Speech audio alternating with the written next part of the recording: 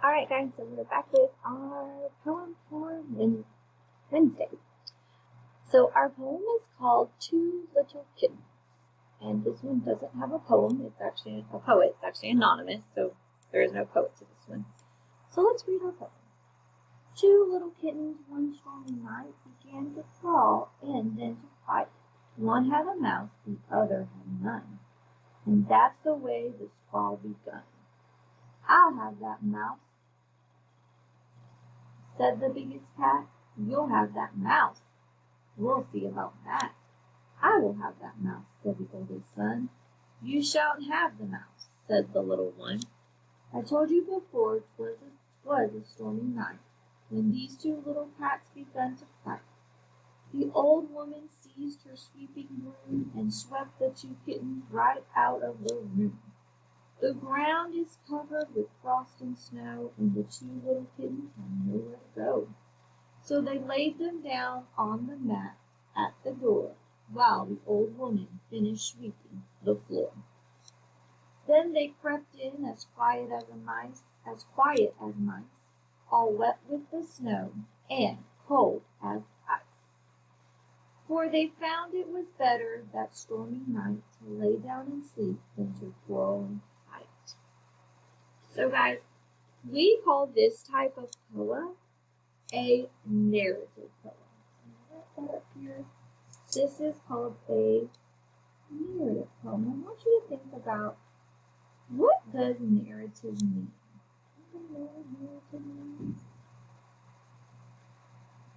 You're right. A narrative means a story, a small, short story.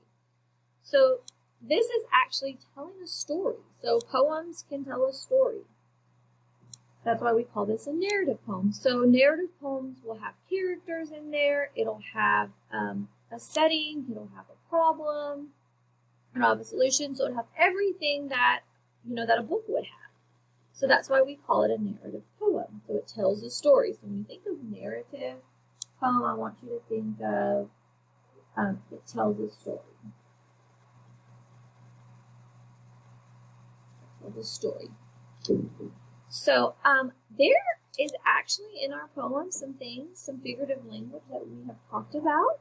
So I want you to look, and I'm going to highlight those. I want to look at the lines. Actually, let's count our lines first. Remember, our poem has lines, so they started counting our lines. And if you notice, they started numbering the lines at each stanza. So we're going to start right here. 1, 2, 3, 4, 5, 6, 7, 8, 9, 10,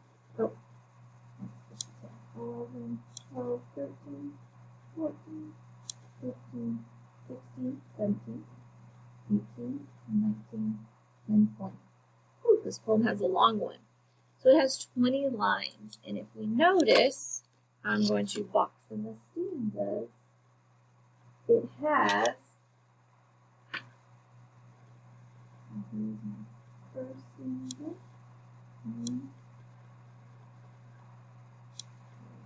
Second stanza. And the third one. And then 5. This one has 5 stanzas. Okay. So as I was reading this, I noticed that this has some figurative language that we talked about yesterday, or that we've been talking about. Okay. So let's look at the last stanza, and I'm going to read it again, and I want you to see if you notice any figurative language. Then they crept in as quiet as mice, all wet with the snow and cold as ice. For they found it was better that stormy night to lay down and sleep than to squall and fight. So, right here where it says, as quiet as mice. Okay? So, they're comparing the cats to mice. They're saying that they're as quiet as mice.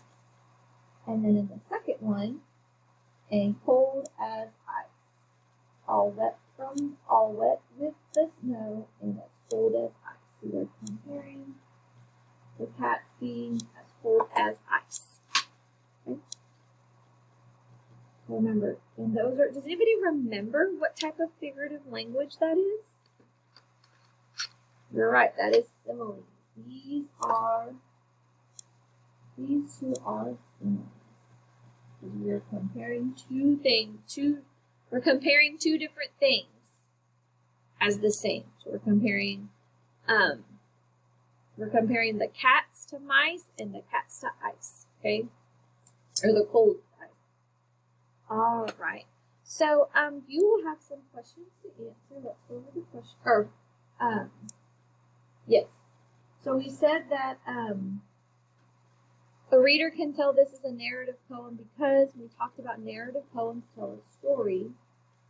So that's why it's a narrative poem, because it tells a story. So I want you to think about narrative poems tell a story. And we'll talk more about that. And then that's all we're going to go over. You will have to answer number 2. The two kittens were arguing because, and what lessons did the two kittens learn? Okay, so what lessons do you think they learned? All right, so you will answer those in